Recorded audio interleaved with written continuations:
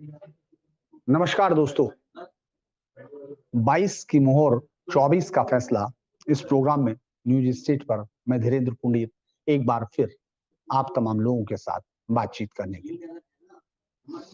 अलग अलग विषयों पर हम बातचीत कर रहे हैं। उत्तर प्रदेश के चुनाव पर हमारी गहरी नजर है। इसके अलावा हम बाकी राज्यों पर भी अलग अलग समय पर चर्चा कर रहे हैं, लेकिन आज फिर वापस उत्तर प्रदेश के चुनाव पर अगर हम उसको गौर करते हैं। अभी पिछली बार एक प्रोग्राम हम लोगों का परसों जो था, उसमें थोड़ा-सा टेक्निकल खराबी थी। इस वजह से हम उसको बाद में पब्लिश नहीं कर पाए। वो अल्पसंख्यक वोटों पर था। लेकिन आज हमारा जो इश्यू है, वो ये है कि बीजेपी की इस चुनाव में रणनीति आखिर किन चेहरों के इर्द-गिर्द घूम रही है? बीजेपी इस बार जीत के लिए कौन-सा गणित लगा रही है? और सबसे बड़ी बात होती है कि बीजेपी इस बार किस चेहरे को सामने रखकर चुनाव लड़ रही है? क्योंकि 2017 का चुनाव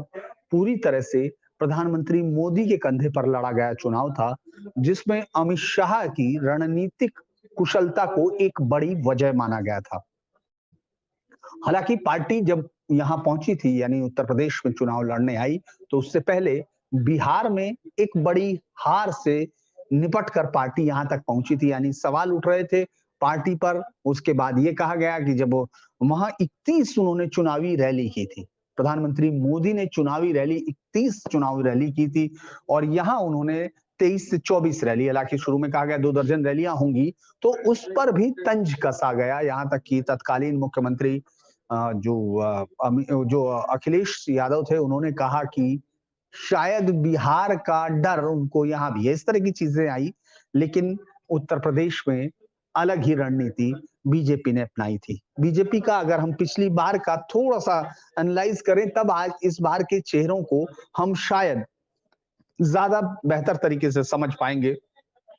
जो इस बार बीजेपी करने जा रही है। उसके लिए ज़रूरी है कि हम ये देखें कि बीजेपी ने पिछली बार ऐसा क्या किया था कि लगभग 14 साल का वनवास काट चुकी, यानी 15 साल बाद सत्ता की दहलीज तक पहुंची पार्टी, वो भी इतने धमाके के साथ, इतने शानदार वोट के साथ कि ये किसी ने कल्पना नहीं की थी। यानी वोटिंग के पहले 2-3 फेज़ गुजर जाने के बावजूद लोगों को ये यकीन नहीं था कि क्या इतनी बड़ी ताकत के साथ पार्टी आ रही है। अखिलेश अपने आप को विकास का जो पुरुष है, विकास पुरुष या विकास नायक के तौर पर बता चुके थे। बहन मायावती फिर वापसी की गुंजाइश में थी कि आ रही हैं मायावती। इस तरह के तमाम जो हम लोग बोर्ड होर्डिंग्स तमाम चीजें देख रहे थे, तो वो एक नई चीज हम लोग वहां से चलते हुए देख रहे थे। आखिर ऐसा क्या था कि जो 2017 में अचानक नेपथ्य में पड़ी हुई पार्टी पूरे जोरों शोरों से आती है और इतने जोरों शोरों से आती है कि उसकी धमक इस चुनाव में भी महसूस की जा रही है। इसको हम गौर करते हैं कि किस तरह से पूरा चुनाव, अगर उत्तर प्रदेश का पिछला चुनाव है, तो जो मैं आज जिस पर हम लोग बात करने जा रहे हैं, त्रिमूर्ति। त्रिमूर्ति को आप हटा दीजिए, पिछली बार जोड़ी ने काम किया था। उत्तर प्रदेश में कोई मुख्यमंत्री पद का चेहरा नहीं था। मुख्यमंत्री पद के लिए बीजेपी के पास कोई एक ऐसा चेहरा नहीं था। इसको अलग-अलग तरीके से इसका भाष्य किया गया। किसी ने कहा कि जो जातीय विषमताएँ हैं उत्तर प्रदेश की, वो इस बात के लिए पार्टी को मजबूर कर रही हैं कि वो किसी भी एक चेहरे को आगे ना करे, ताकि बाकी जातीय जो उनके साथ जो गोलबंदी है, वो हो ना जाए उसके खिलाफ।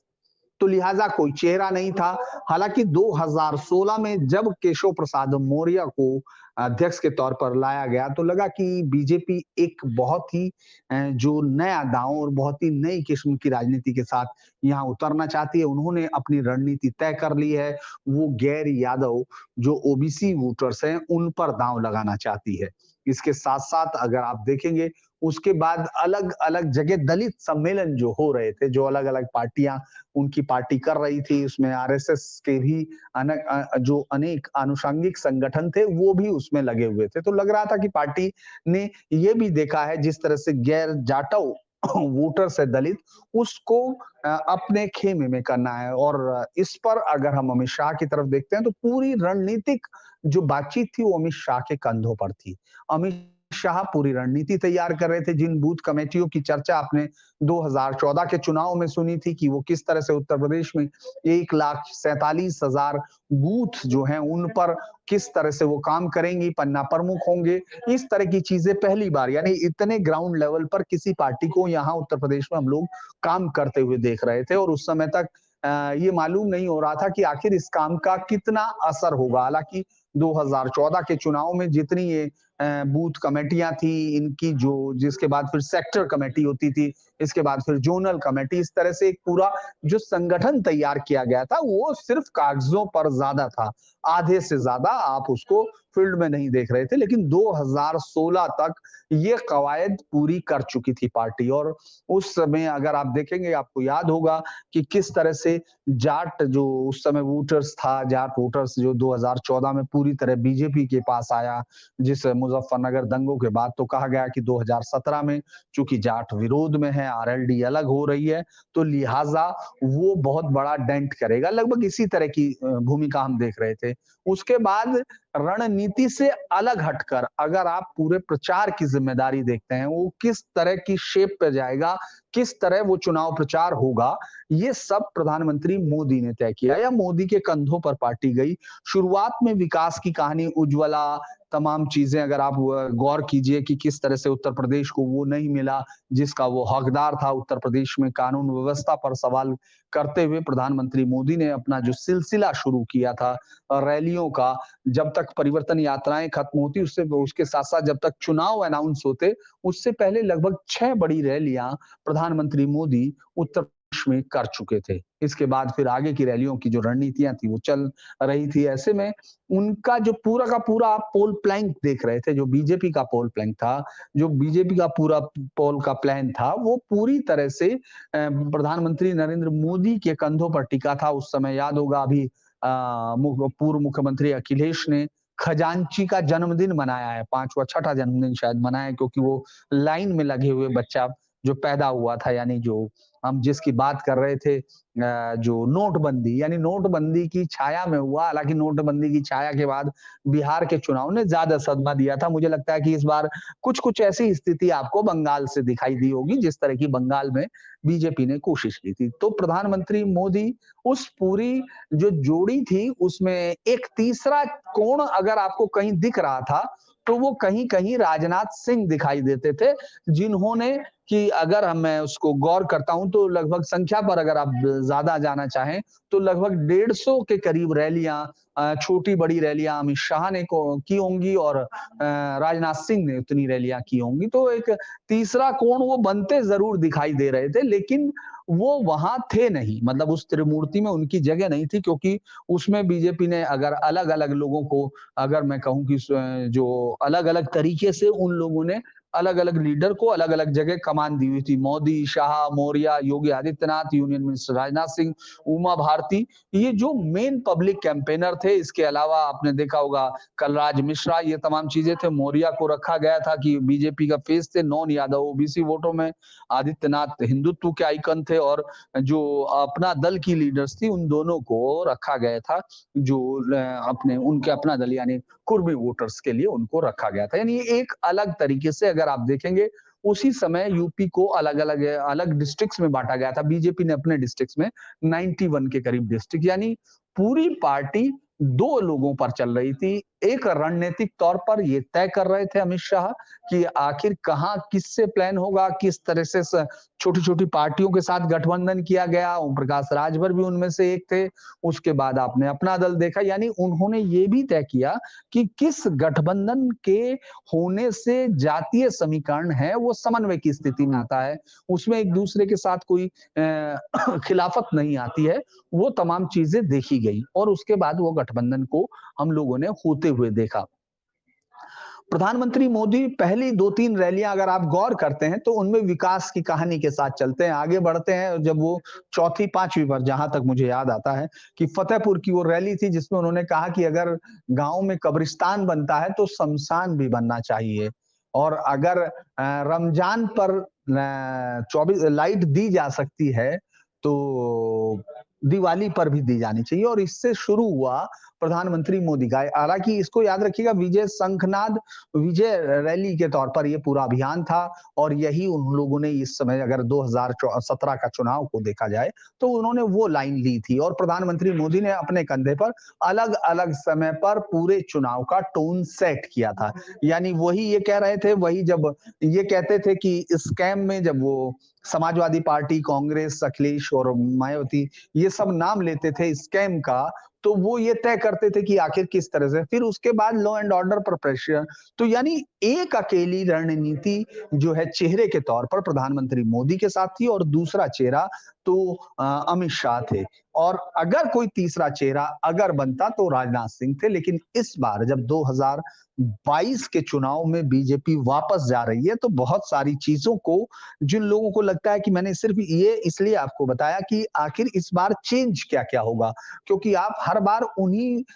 जो मुद्दे हैं, उन्हीं तमाम चीज़ों से चुनाव नहीं जीतते हैं। जब 2017 में आप चुनाव में जा रहे थे, तो आप सब पर आरोप लगा सकते थे, आपके पास इतनी छूट थी, आप ये कह सकते थे कि उत्तर प्रदेश को वो नहीं मिला जिसका हकदार था। लेकिन जब आप इस बार बात कर रहे हैं, तो आपको ये बताना है कि आपने क्या-क्या दिया। तो अभी तक जो रैलियों की शुरुआत है, जो बहुत तेज़ी से शुरू हुई है, प्रधानमंत्री मोदी अलग-अलग तरीके से आप चाहे वो अलीगढ़ में आपने देखा होगा, यूनिवर्सिटी का जब राजा महेंद्र सिंह जो है, उनके लिए अलीगढ़ मुस्लिम यूनिवर्सिटी पे वहाँ से लेकर फिर कल आपने देखा किस तरह से उन्होंने विकास का एक मानक यानी वो बार-बार विकास के तौर पर रहे और चौंकाने वाली उनकी जो आदत है, जो चीज़ों के साथ वो पहुँचते हैं, जैसे श्रीपति मिश्र का नाम उन्होंने सुल्तानपुर में लिया और उस दुखती रग की तरफ इशारा किया कि किस तरह से जो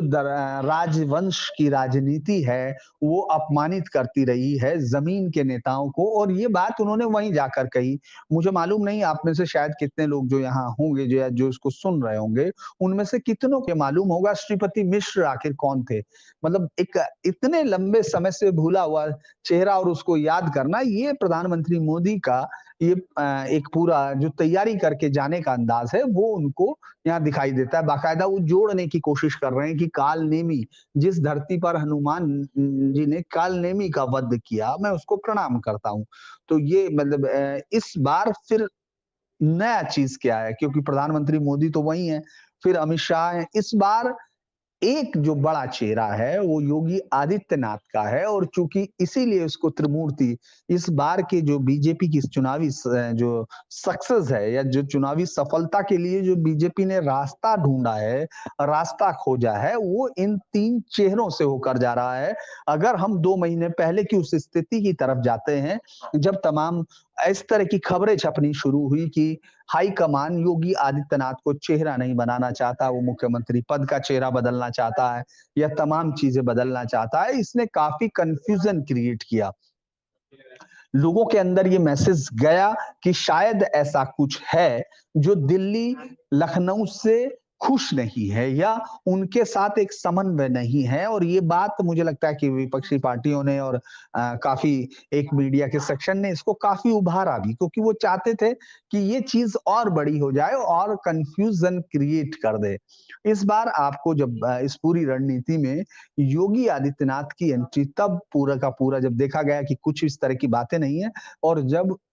पहली बार आपने देखा होगा यहाँ शुरुआत की इस बार जब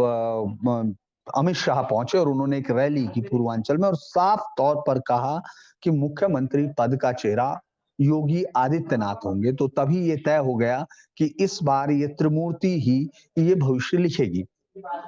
अब किसके हाथ क्या होगा? आपको याद होगा वाराणसी की एक बड़ी मीटिंग, वाराणसी की मीटिंग जो अमित शाह ने ली उस अब तक की सबसे बड़ी मीटिंग उसको अगर आप गौर करेंगे 91 जिलों के प्रभारी फिर जिस तरह से 6 हिस्सों में बाँटा गया उत्तर प्रदेश, उसका ये तमाम प्रभारी उसके बाद अलग-अलग कमेटी के लगभग 1000 लोगों के साथ वो मीटिंग इस तरफ थी उसको कहा गया कि वो पूरी जो बीजेपी की चुनावी कैंपेन है, जो इस जीत के लिए लड़ने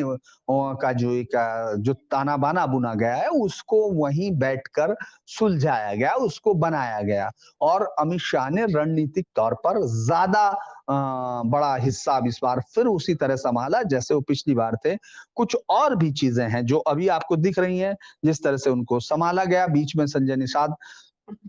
ज़रूर इधर से उधर जाते या ये बार्गेनिंग का एक तरीका था, इसको वो लीडरशिप हमेशा समझती है, जो ये जानती है कि आखिर कितनी छूट देने से और कितनी कसने से ये चीज़ें गठबंधन में सही बनी रहती हैं, तो वो सब किया गया। जिस तरह का प्रेशर अभी आप देख रहे होंगे कि जनता दल यू या तमाम चीज़ें, तो अमित शाह को लाने के पीछे जो बड़ा कारण है, अमित शाह आसानी से किसी भी उसका जो दबाव है उसको मानते नहीं हैं। अपने डाटा, अपनी सारी उनकी रिसर्च उस सब के सहारे वो पूरी रणनीति को अंजाम देने की कोशिश करते हैं। वो इस बार आप उनको इतनी ज़्यादा रैलियों में भी देखेंगे लेकिन इतनी प्रोमिनेंस नहीं आपको दिखेगी कि वो रैलियों की उनके साथ आपको लगे कि वो दोहराएँगे लेकिन वो जब भी अपनी रैली करेंगे उसमें योगी आदित्यनाथ को श्रेय देते मिलेंगे। लेकिन प्रधानमंत्री मोदी का जो अब जो खाका उभर के आया, अब इस पूरे जो हम लोगों का चर्चा का विषय भी था कि आखिर ये खाका किस तरह उभरा? ये खाका तब ये तय हो गया जब उनको पार्टी ने तमाम तय कर लिया था क्योंकि 2024 का रास्ता ही उत्तर प्रदेश से होकर जाता है और ये बात जितने क्लियर तरीके से अमित शाह ने अपनी पार्टी के उन कार्यकर्ताओं को समझाई जो इस उम्मीद में थे कि शायद योगी आदित्यनाथ को लेकर हाईकमान से कोई बदलाव की गुंजाइश हो सकती है। तो उनके अपने पंख खुल चुके थे। मुझे लगता है कि उस सब चीज़ों को इसीलिए खत्म किया गया क्योंकि ये त्रिमूर्ति इस पूरी जो उत्तर प्रदेश की मौजूदा घटना क म जो जीत का गणित है, उसमें सबसे सही इक्वेशन बैठाती है। लिहाज़ा ये साफ तौर पर कहा गया कि योगी आदित्यनाथ को हम लोग एक पहले चेहरे के तौर पर रखेंगे। आप देखेंगे कि योगी आदित्यनाथ लगातार दौरों पर हैं, लगातार रैली पर हैं। वो मां अन्नपूर्णा की मूर्ति का भी वो रखते हैं, तो फिर सहारण इधर पहुँचते हैं पश्चिमी उत्तर प्रदेश आते हैं, तो उसके साथ-साथ फिर वो पूर्वांचल चले जाते हैं, मोदी के साथ घूम रहे हैं। अब आपको इनका तीनों की कार्यशैली देखनी होगी, जहाँ पूरी ज़िम्मेदारी अमित शाह पर रणनीतिक गठजोड़ की है। कुछ और आपको मैं आज बातचीत में बता सकता हूँ कि कुछ और चौंकाने वाले गठबंधन अभी आपको दिखाई देंगे। जो चीज़ें सहज दिख रही हैं, उनसे अलग भी कुछ आपको दिखाई देगा क्योंकि अमित शाह शांति से बैठकर चुनाव करने वालों में से नहीं है। जिस तरह से आज आपने देखा 4 एमएलसी आए हैं समाजवादी पार्टी से या टूट के गुंजाइश आपको दिखाई दिए, उसी तरह गठबंधनों में भी रीअलाइनमेंट होगा क्योंकि ये ज़िम्मेदारी पूरी तरह अमित शाह को दी गई है। यानी वो रणनीतिक तौर पर क्या स्ट्रैटेजी होगी, किस तरह से विपक्षियों को कहाँ ले जाकर खड़ा करना है, कहाँ कौन-सा गठबंधन होगा क्योंकि अभी सीट की शेयरिंग पर फिर बातचीत होगी। टिकटों के काटने पर जिस तरह से पूरी तैयारी चल रही है, पूरी कवायद चल रही है, इस बारे में अमित शाह बहुत ही निर्मम तरीके से माने जाते हैं कि जब वो टिकट काटते हैं, तो उस पर वो किसी का भी लिहाज़ नहीं करते, सिर्फ़ जीत की संभावनाओं वालों को वो देखते हैं। तो ऐसे में अभी जो सबसे बड़ा काम है अमित शाह इस समय जो सबसे बड़ा काम कर रहे हैं इस तिरुमूर्ति में, वो आने वाले समय 100 से 150 विधायकों के जिनके टिकट कटने की बातचीत है और अभी तक चूँकि बाद में प्रेशर्स क्या होते हैं वो अलग चीज़ है, लेकिन जब मैं आपसे आज बात कर रहा हूँ, तो उस वक़्त लगभग 100 से 150 विधायकों को बिल्कुल इस बात का कोई संकेत नहीं दिया गया कि वो वापस टिकट हासिल करेंगे या नहीं करेंगे और इस सब की ज़िम्मेदारी अमित शाह के पास है। अमित शाह पूरी ग्राउंड सिचुएशंस जो पूरे अलग-अलग तरीके से उनकी टीमें हैं, एक टीम अपनी, एक संघ की, एक पार्टी की, ये काडर का जो एक पूरा जो अलग-अलग तरीके से एजेंसी से सर्वे कराए जाते हैं, बहुत सारी चीज़ों के बाद ये तय किया जाता है कि आखिर इसको अभी रिपीट किया जाएगा या रिप्लेस किया जाएगा। तो ये जो आरआर का फ़ॉर्मूला है, ये अमित शाह को तैयार करना है, वो अमित शाह इस पर लगे हुए हैं। अब बात आती है कि प्रधानमंत्री मोदी इस पूरे इलेक्शंस में पूरी चुनावी सभाओं को किस तरह करेंगे? तो आप पूरे चुनाव में इस बार प्रधानमंत्री मोदी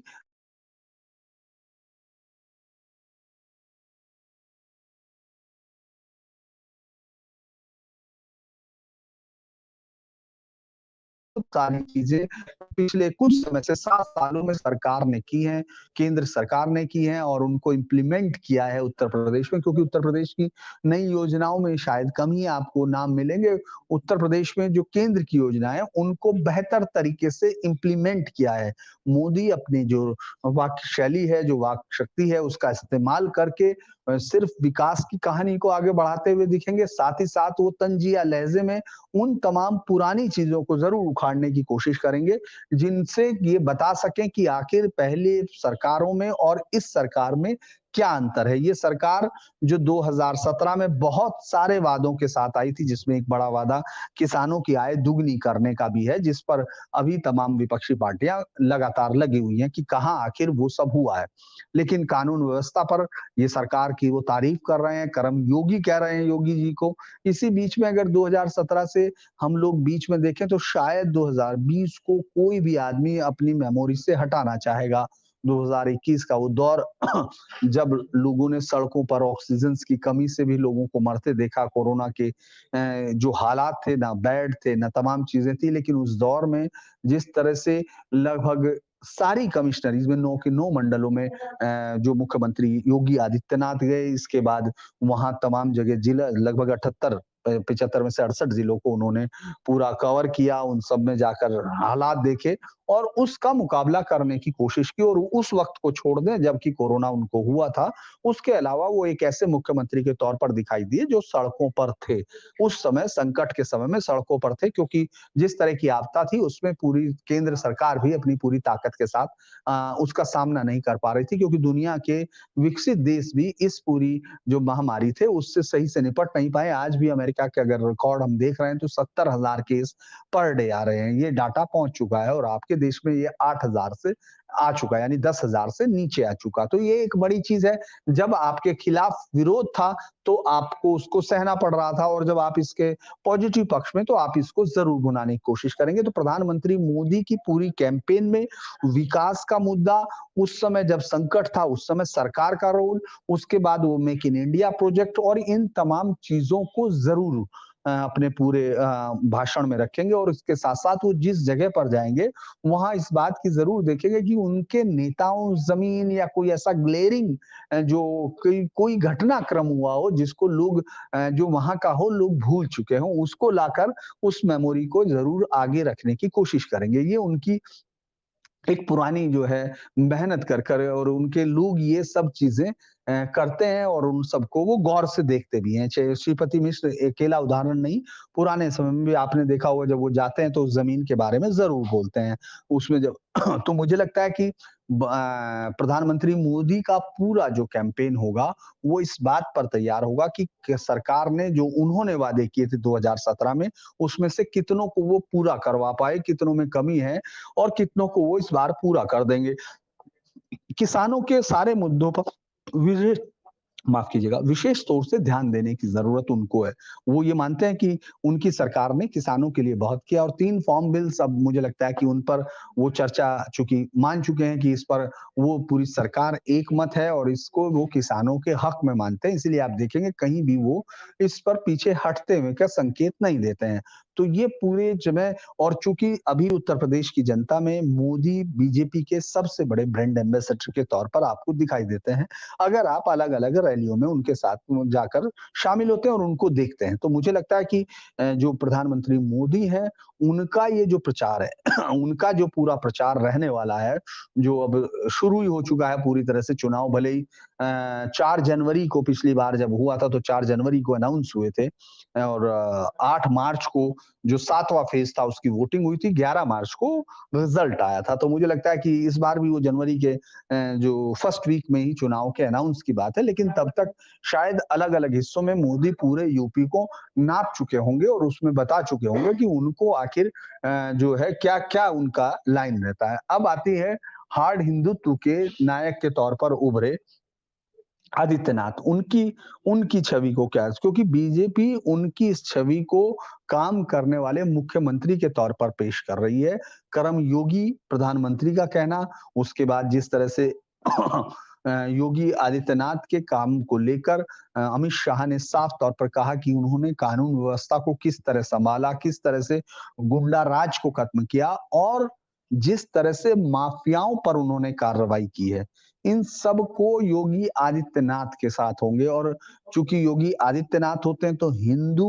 जो जिस हिंदुत्व का विरोध करते-करते विपक्षी नेता कई बार लगता है कि सीमाएँ क्रॉस करने लगते हैं, उस सब पर योगी आदित्यनाथ का जो फायर ब्रांड जो है माना जाता है बीजेपी का, वो अचल आपको दिखाई देगा। यानी जो योगी आदित्यनाथ है, वो लॉ एंड ऑर्डर की स्थिति पर अपना पूरा प्रेशर अपने उसमें देंगे भाषण में। इसके साथ-साथ वो जो पोलराइज़ेशन की पॉलिटिक्स है, जो जिस तरह से पिछली बार जैसे जिन्ना का सवाल है या फिर दूसरे कई सारे इश्यूज़ हैं जिनको लेकर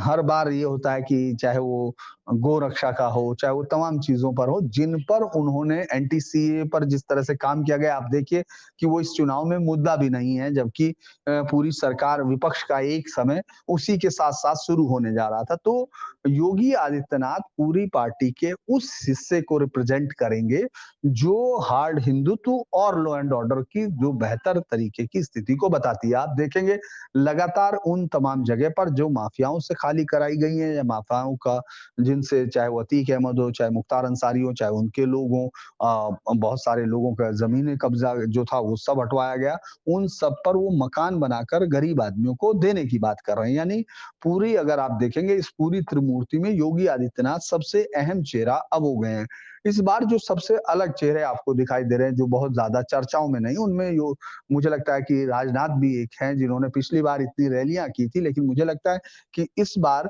वो बाकी सब हिस्सों में तो दिख रहे हैं, लेकिन बहुत जो बड़ी भूमिका है, उसमें वो नहीं है। वो योगी अमित शाह और मोदी ही वो त्रिमूर्ति है, जिसके इर्द-गिर्द बीजेपी अपनी इस पूरी रणनीति को बना रही है। अगर हम लोग उस पूरे हिस्से को देखने की कोशिश करें कि पिछली बार की तरह अगर हम देखेंगे तो कुछ लोग और भी गायब हैं। ओम माथुर नहीं है जिन्होंने पूरा वो किया था, इसके अलावा रामलाल भी नहीं है, वो बदल गए हैं। तो राजनीतिक तौर पर तो कई चीज़ें ठीक बदली भी हैं और इनको मास्टर स्ट्रोक के तौर पर मैं बताना चाह रहा था कि कितनी रैलियाँ हुई, माफ़ कीजिए थोड़ा-सा डाटा मुझे देखना पड़ेगा। मैं जनवरी 2016 में जब 2016 में पार्टी ने अपनी स्ट्रैटेजी बनाई थी, तो उन्होंने 6 हिस्सों में माफ़ कीजिए यूपी को बाँटा था। Bridge, Awadh, Kanpur, Gorakhpur and Kashi electoral purpose से इन्होंने इनको बाँटा था वेस्टर्न यूपी के ज़ोन को। और जब मैंने आपको बताया कि बूथ कमेटियाँ किस तरह से बनाई गई थी प्रधानमंत्री ने लगभग 23 रैलियों को पिछली बार संबोधित किया था। ये माना जा रहा है कि प्रधानमंत्री मोदी इस बार उतनी ही रैलियाँ संबोधित करेंगे और एक के बाद एक जब तक कि चुनाव होंगे, उस समय तक वो आधी रैलियों को कर चुके होंगे। अभी 19 और 20 में फिर वो वापस लखनऊ में होंगे अगर आप उनको गौर करते हुए देखेंगे। मतलब वहाँ भी वो हालाँकि ये प्रेस कॉन्फ्रेंस है जो है उसमें भी वो होंगे जो इस बात पर जिसका एजेंडा हमेशा ये होता है कि आने वाले साल की जो देश की चुनौतियाँ होंगी लॉ एंड ऑर्डर्स को लेकर बाहरी या अंदरूनी खतरे जो होंगे, उन सब को लेकर जो संस्थाएँ उनसे कैसे निपटेंगी लॉ एंड ऑर्डर को लेकर, टेररिज़्म को लेकर वो हमेशा होता है जैसे लोन वुल्फ अटैक पिछली बार थे मुझे लगता है इस बार धर्मांतरण के मुद्दे को भी योगी अपनी सभाओं में उठाएँगे। अगर हम लोग उसमें देखते हैं ये पिछली बार ये भी किया गया था कि नॉन यादव ओबीसीज़ और ओबीसी किस तरह से उनको टिकट दिए जाएँ। अगर आपको पिछली बार के टिकटों का डिस्ट्रीब्यूशन मैं बताना चाहूँ तो non Yadav OBC got as many 150 ticket out of total 381 है ना? और among 85 seat reserve for scheduled caste assembly gave 64 ticket non Jatav Dalit को दिए गए थे। और यही कारण है कि सुरक्षित सीटों पर सबसे बड़ी लगभग 64 सीटों के करीब या 74 सीटें बीजेपी को मिली थी। तो उस तरह की रणनीति इस बार चूँकि तमाम लोग उस पर काउंटर कर रहे हैं, तो वो सब चीज़ें नहीं है, लेकिन पूरी तरह से एक रणनीति को वो लोग ये तय कर रहे हैं कि किस तरह तैयार करेंगे। जबकि प्रधानमंत्री 2013 में उत्तर प्रदेश का पहली बार प्रभार मिला था। 312 सीटें माफ़ कीजिए मैं परिवर्तन यात्रा के दौरान वहाँ भी इसी तरह से जब पिछली बार हमने देखा था परिवर्तन यात्रा के दौरान 6 रैली प्रधानमंत्री कर चुके थे संगठन की तरह से और स्कैम पिछली लेकिन इस बार जो पिछली बार से बड़ी चीज़ आ रही है वो यही कि पिछली बार मुख्यमंत्री पद के चेहरे के साथ नहीं थे। 2 जनवरी से पिछली बार उन्होंने परिवर्तन रैली जो लखनऊ में की थी मोदी ने, तो उस तरह की एक रैली लखनऊ में लोगों को उम्मीद है कि वो जल्दी करेंगे, जिस पर वो पूरी तरह से अपना जो विकास का मॉडल है वो उसको रखेंगे। ये लेकिन मुझे लगता है कि इसके अलावा जो बाकी तमाम नेता हैं जैसे केशव प्रसाद मौर्य हैं, उनको अभी भी उन हिस्सों में लगाया गया है कि जो गैर यादव ओबीसी है, उनको एक बड़े नेता के तौर पर स्वतंत्र देव सिंह उनके साथ काम कर रहे हैं। लेकिन पूरा अगर चुनावी हम लोग ये देखते हैं कि ये पूरा जो बीजेपी का गणित है, ये अगर किसी के इर्द-गिर्द बुना जा रहा है उत्तर प्रदेश का चुनावी गणित, तो ये उन 3 चेहरों के इर्द-गिर्द ही रहना है। एक विकास के लिए, एक गुस्से के तौर पर दिखाते हुए और एक रणनीतिक तौर पर क्रिएटर के तौर पर अगर आप इसको देखने की कोशिश करें तो एक को पालन करना है यानी जो जीते हैं उन सब का बताना है जिसको एक पूरा स्टाइल मैं इसको ख़ैर ये नहीं कहूँगा कि वो त्रिमूर्ति त्रिदेवों की तरह है लेकिन ये ज़रूर है कि उसमें जो कि विकास का एक पूरी प्रोसेस किस तरह से सँभाल के रखा गया, किस तरह उसको पाला करा है, वो सब चीज़ों को मोदी देखेंगे। इसके अलावा जो एक हार्ड वाला चेहरा है जिसको हम अक्सर देखते हैं जिसमें क्रोध भी दिखता है, जिसमें जवाब भी दिखता है, जिसमें रिएक्शंस भी दिखता है, वो वाला चेहरा आपको योगी आदित्यनाथ का दिखाई देगा और बैठकर तय करना, रणनीति बनाना, ये सब चीज़ों के तौर पर आपको मुझे लगता है कि हमारे अमित शाह दिखाई देंगे। तो इस पूरे चुनाव में बीजेपी की रणनीति इन ही 3 चेहरों के इर्द-गिर्द घूमती दिखाई देगी। मुझे लगता है कि आज के लिए हम लोग इतना ही और आगे हम लोग इस पर फिर कल मतलब अगली बार जब हम लोग करेंगे तो फिर एक नए इश्यू के साथ होंगे। हम लोगों को विपक्ष के चेहरों पर हम लोगों ने बात की थी, लेकिन एक और भी कुछ चीज़ें हम देखेंगे जैसे आज की बहुत सारी घटनाएँ आपको दिख रही हैं कि किस तरह से प्रियंका गांधी आज चित्रकूट में हैं, उस इलाके में हैं, पूरा वो वही महिलाओं के उस अपने जो इस बार का उनका प्लैंक दिख रहा है, पोल का एक वो दिखाई दे रहा है, रणनीति दिख रही है, वो उस पर ज़्यादा दिखाई दे रही हैं। फिर एक्सप्रेसवे पर हम लोग चूँकि बात कर सकते हैं, कुछ चीज़ें ज़रूर बोलनी चाहिए क्योंकि एक्सप्रेसवे को लेकर जो रणनीति जो राजनीति है उसमें एक चीज़ ये भी कहा जा रहा है कि जब पहला एक्सप्रेसवे यहाँ बनाया गया तो बसपा की सरकार में था तो वो वापस नहीं आई, फिर दूसरा लखनऊ एक्सप्रेसवे ये देखा गया अखिलेश ने बनाया तो वो वापसी नहीं हुई और अब ये तीसरा है। लेकिन मुझे लगता है कि इन तमाम चीज़ों का या इन मिथकों का बहुत ज़्यादा मायने नहीं होते, लोग भले ही उनकी चर्चा करते रहते हैं। तो अ, अब बहुत सारी नई चीज़ें होंगी इस पूरे चुनाव में जो आने वाले टाइम पे जिन पर स्टडी की जाएगी। मुझे लगता है कि उनमें से एक चीज़ ये भी होगी कि आखिर बीजेपी इस बार जो जीतेगा, उसके लिए जो गणित बैठे हैं, चाहे वो आप इस समय मैं देख रहा हूँ कि अखिलेश यादव उन तमाम विकास की कहानियों पर जो बीजेपी बताने की कोशिश कर रही है, उनके बारे में वो डिटेल से चर्चा करते हुए दिख रहे हैं और उनको वो अपने साथ जोड़ने की कोशिश कर रहे हैं कि ये समाजवादी पार्टी का विकास का कार्य था। अब ये तो जनता को तय करना है कि वो किस तरह देखेगी। आज के लिए मुझे लगता है कि इतना ही, फिर हम लोग फिर मिलते हैं अगली मुलाकात तक के लिए नमस्कार।